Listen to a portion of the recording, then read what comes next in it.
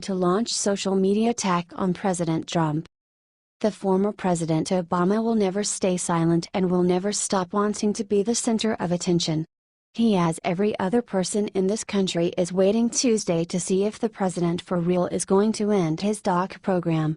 While we support the president in this decision, Obama plans to speak out against the president and to attack him like never before. He refuses to accept that the Deferred Action for Childhood Arrivals program end is near because this is another experimental project of his that he loves so much. Obama used executive actions to launch the program in June 2012, providing assurances before his re-election that he would protect the so-called Dreamers, Politico says.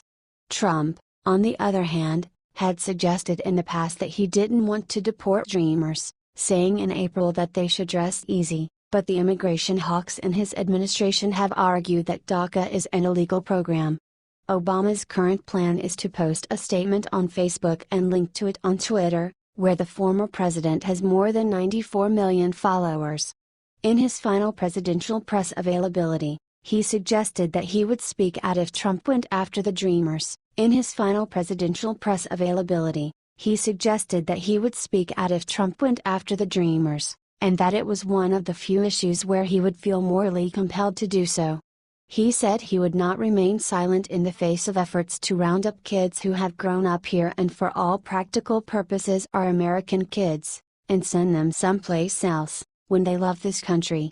The single most important thing I can do, Obama told an audience of students in April, is help in any way I can prepare the next generation of leadership to take up the baton and to take their own crack at changing the world. But Politico says Trump could change his mind about the program between now and Tuesday, so the person close to Obama stressed that the statement he's prepared in case of an attack on DACA could change. But the fate of the Dreamers is an issue the former president feels strongly about, those close to him say. And he warned in his last presidential news conference on January 18 that he would not let the program end without a fight. The notion that we would just arbitrarily or because of politics punish those kids, when they didn't do anything wrong themselves, I think would be something that would merit me speaking out, he said at the January 18 news conference. It is sad to see how liberals are supporting and loving illegal aliens more than American citizens. Trump should in fact end DACA. Obama can speak out all he wants to, but his illegal program has got to be terminated. They bring crime and poverty here and are wasting our social services. They have no right to be here. End of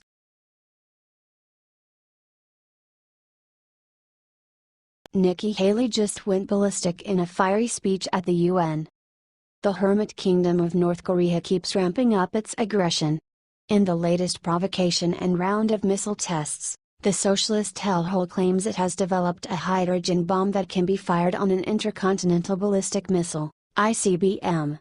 America's ambassador to the United Nations Nikki Haley has had enough. Independent Journal Review is reporting on a fiery speech Haley gave following North Korea's latest missile test. Advertisement: Haley called out North Korean dictator Kim Jong-un, saying he is begging for a war. Trump's hand-picked ambassador Haley sternly rebuked North Korea for firing missiles over Japan and their claims to have tested hydrogen bombs. Enough is enough. We have taken an incremental approach and despite the best of intentions, it has not worked. Members of this council will no doubt urge negotiations and a return to talks. But as I have just outlined, we have engaged in numerous, direct, and multilateral talks with the North Korean regime and time after time they have not worked. The time for half measures in the Security Council is over. Advertisement: Haley said that the U.S. must try any and all diplomatic options left and take the strongest possible measures. Nonetheless, war is on the table, according to Haley. War is never something the United States wants. We don't want it now. But our country's patience is not unlimited, she said. For now, in terms of real action, it sounds like America will get behind very harsh sanctions that can do maximum damage.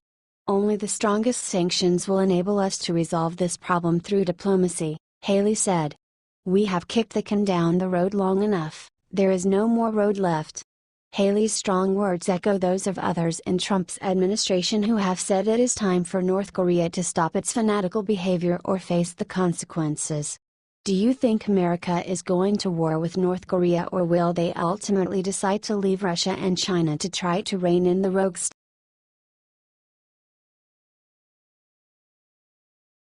Trump accurately predicts how entire USA will benefit when tax reform passes.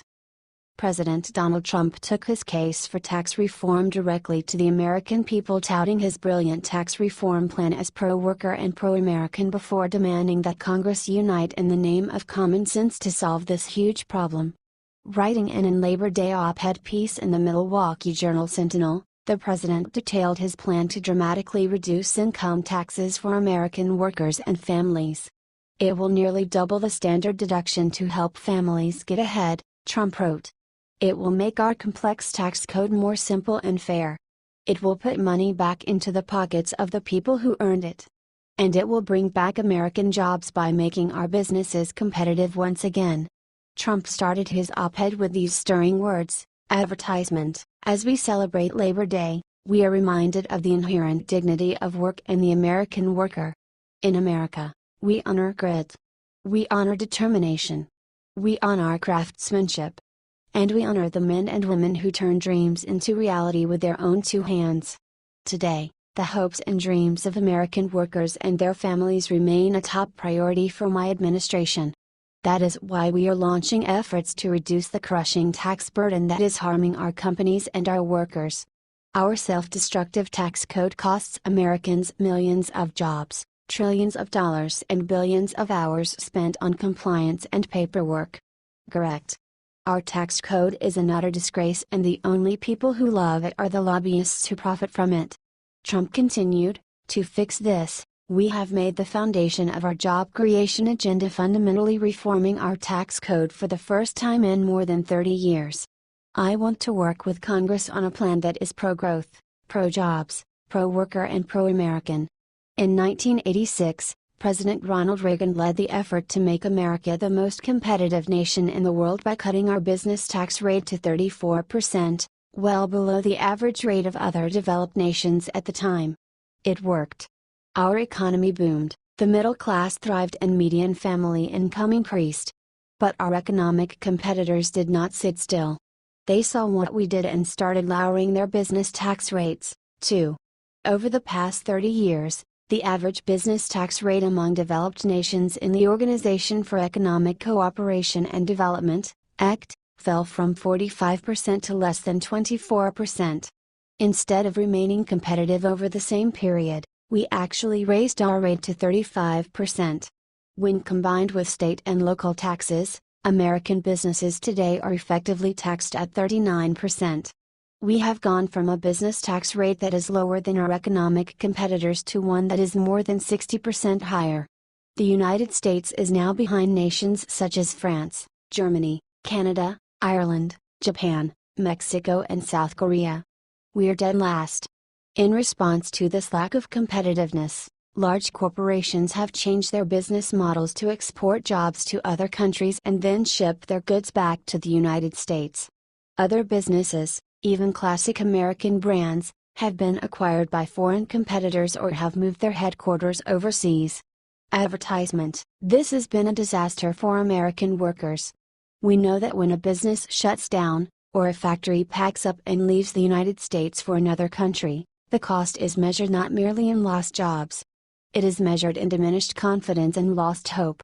We owe it to the American people to fix this broken system.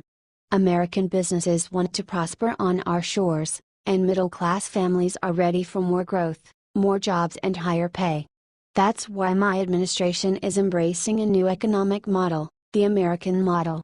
Under this system, we will encourage companies to hire and grow in America, to raise wages for American workers, and to help rebuild our American cities and communities. Americans will succeed and grow together, as one team, with one shared sense of purpose, and one glorious American destiny. It is now time for all members of Congress, Democrat, Republican, and Independent, to support pro-American tax reform. It's time for Congress to provide a level playing field for our workers, to bring American companies back home, to attract new companies and businesses to our country, and to put more money into the pockets of everyday hard-working people. If we do this, if we unite in the name of common sense, then we will add millions of jobs, funnel hundreds of billions of dollars into our economy and give America the competitive advantage we so desperately need. Instead of exporting our jobs, we will export our goods, and lift millions of struggling citizens from welfare to work. We will unleash America's full potential. And in doing so, we will truly make America great again.